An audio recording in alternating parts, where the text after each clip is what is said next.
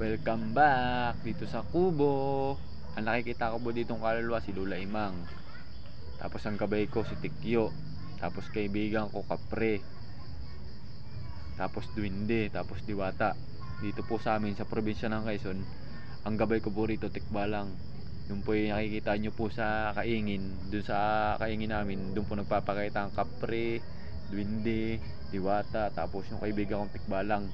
Yun po yung aking gabay dito po sa probinsya ng Quezon, kasi ito po ay gubat dito sa amin, bundok po.